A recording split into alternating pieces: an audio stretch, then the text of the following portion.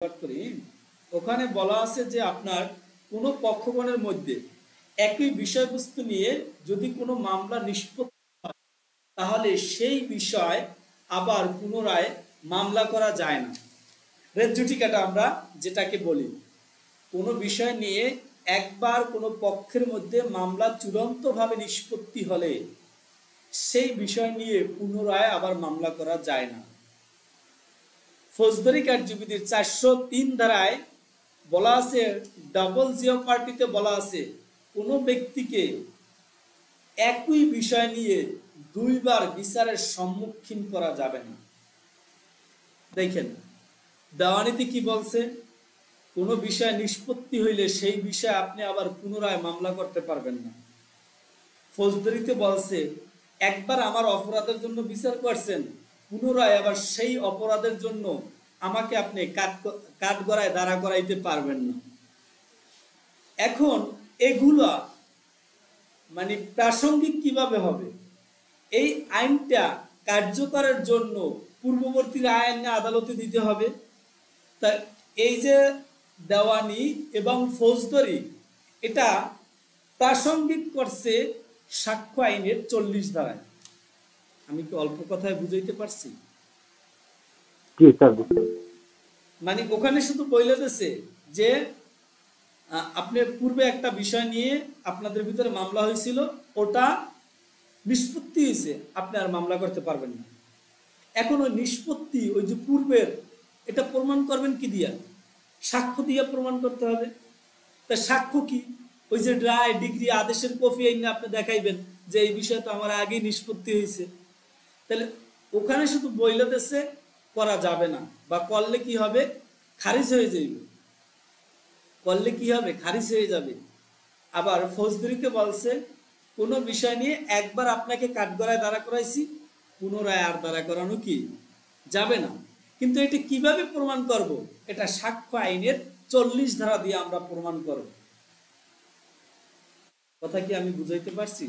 ছোট্ট বিষয়, কিন্তু এটা খুব ইম্পর্টেন্ট বিষয়টা। এখান থেকে ভাই ভাই বলেন, রিটেনও প্রশ্ন কেন না ছোট্ট প্রশ্ন দিয়ে দেয়, এমসিকিউ তো অ্যাভেলেবেল থাকে ভাই। তাহলে হইলো সিপিসির 11 ধারা এবং সিআরপিসির 403 ধারা ডাবল জিও পার্টি, এবং এই ডাবল জিও পার্টি প্রমাণ করবে আমরা সাক্ষ্য আইনের 40 ধারা মোতাবেক, নাকি? জি জি জি। ওকে, এটাকে সাক্ষ্য দিয়েই তো আমরা এটাকে সমর্থন করতে হবে।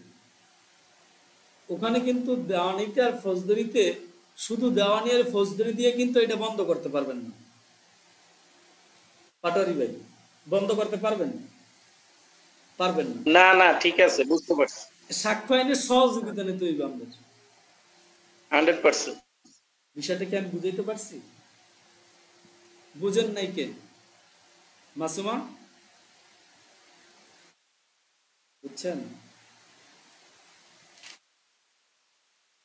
কথা বলেন ভাইয়েরা বোনেরা। জি, এবার লেখেন ধারা 40।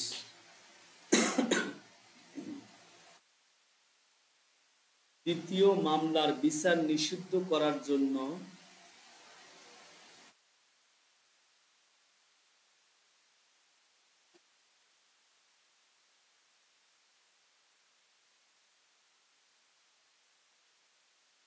দ্বিতীয় মামলার বিচার নিষিদ্ধ করার জন্য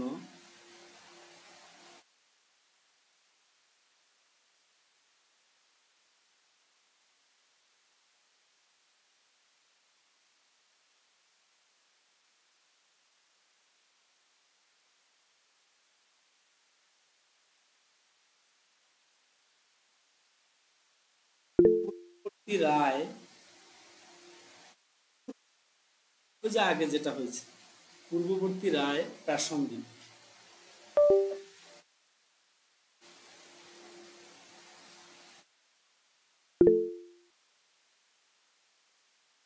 সিপিসি 11 ব্র্যাকেটে লেখেন সিপিসি 11 সিআরপিসি 403।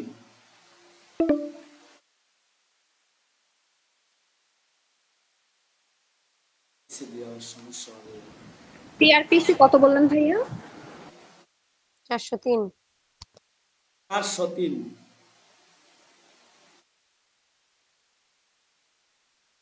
403। ভাই উপরে একটা মেসেজ আসছে দেখছেন, the call will end in 15 minutes. কোনো সমস্যা নেই।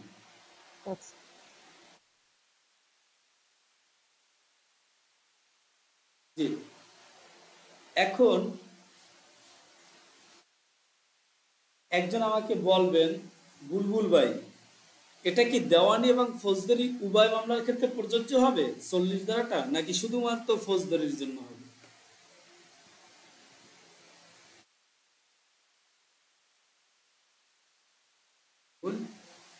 বুলবুলে আবার সমস্যা। বলেন তো মাসুমা, বলেন তো। হারিয়া, হ্যালো ভাইয়া উভয় ক্ষেত্রে উভয় আমার একটু সমস্যা উভয় হচ্ছে ক্ষেত্রে বুঝছেন, ফোনের স্পিকার নষ্ট হয়ে গেছে হাত থেকে পয়রা। উভয় ক্ষেত্রে ভাইয়া। আচ্ছা, আমরা বুলবুলের আর মাসুমার দুজনের কথাই লিখি।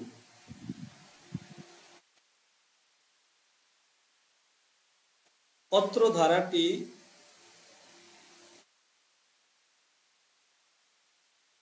দেওয়ানি, সিপিসি এবং সিআরপিসি উভয় ক্ষেত্রে প্রযোজ্য।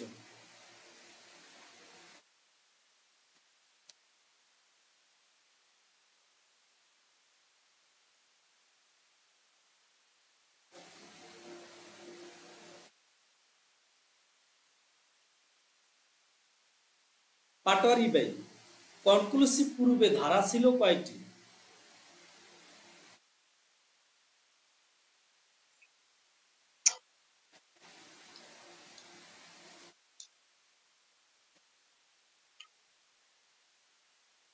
কথা বলেন, কয়টি? ভাই দুইটি, আমার নেটের সমস্যা তো, দুইটি। দুইটি কি কি বলেন তো? কনক্লুসিভ প্রুফ হলো 41 আর 120 41 আর হলো আর 120 আরেকটা 120 41 আর 120 120।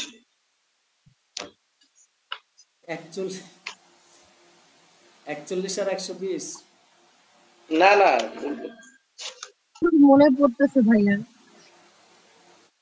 মন পাশে বাড়ি দিতে হইবে, তাহলে মনে পড়বে। সিরিয়াস হইতে হইবে, পিছনের পড়া সব করে ফেলাইবে। 41 এবং 112। 112 রাইট। প্রফিট এবং 41 হলো যে বিবাহের বিষয়গুলো। 41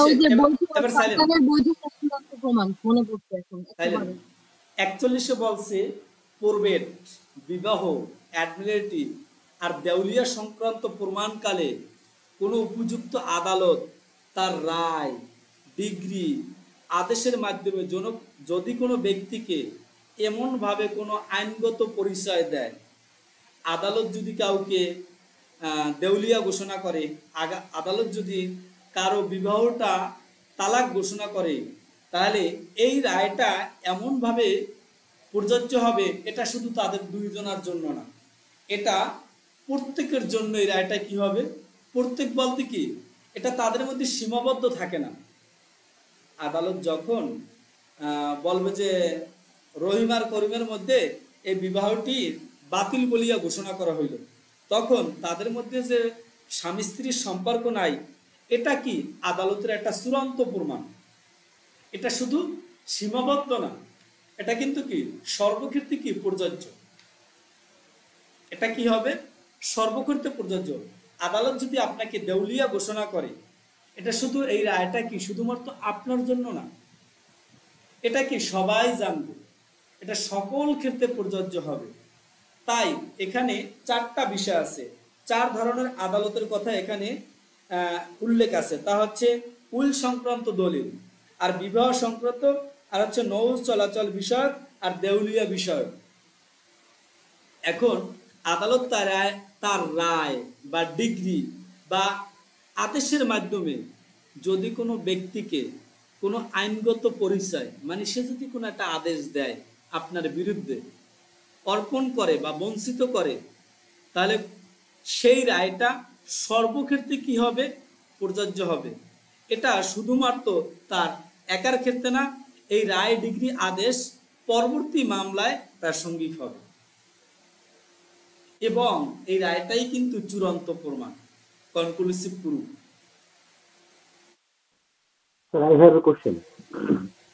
জি, আমার একটা প্রশ্ন আছে, জানার আছে। প্রশ্ন আছে কোনো? জি, প্রশ্ন আছে? মেহেদী ভাই কিছু বলবেন? জি। ভাইয়া, আমি বলতে চাচ্ছিলাম যে এই যে কনক্লুসিভ প্রুফ মানে চূড়ান্ত প্রমাণ, এই চূড়ান্ত প্রমাণের যে রায় আদেশ বা ডিগ্রি যাই দেখ, এর বিরুদ্ধে তো কোনো আপিল বা রিভিশন বা রিভিউ এগুলো কিছু করা যায় না নাকি? এটা আমার একটু ক্লিয়ার করা যায়। না, এটার বিরুদ্ধে কিছু করা যাবে না, এটা চূড়ান্ত প্রমাণ। এটা হচ্ছে অখণ্ডন করা যাবে না, এটা খণ্ডনযোগ্য না, অখণ্ডনযোগ্য। ঠিক আছে? জি। জি, তাহলে আমরা একটু লিখি। হ্যাঁ, ধারা 41,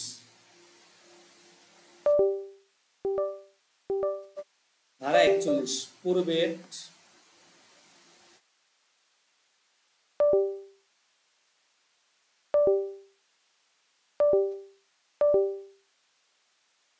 বিবাহ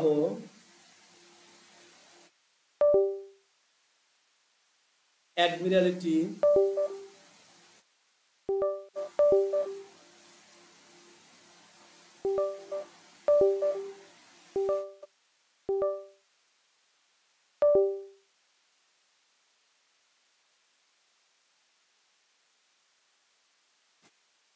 বা দেউলিয়া সংক্রান্ত প্রমাণকালে বা দেউলিয়া সংক্রান্ত প্রমাণকালে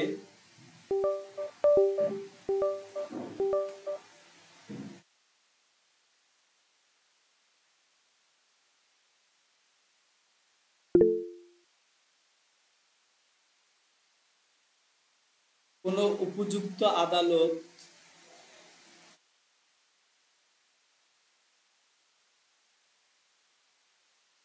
তার রায় ডিগ্রি